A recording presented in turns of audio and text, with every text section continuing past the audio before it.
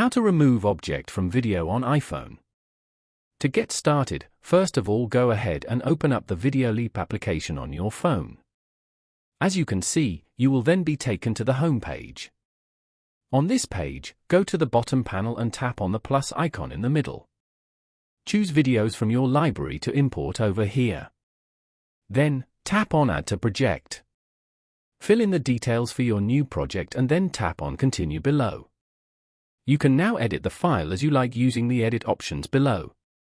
From the options, swipe left and tap on the Remove icon. Then, tap on Select below.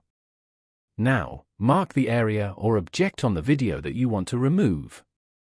After marking, tap on Apply at the top right. You have now successfully removed this object from the video. Following these steps, you can easily remove object from video on iPhone.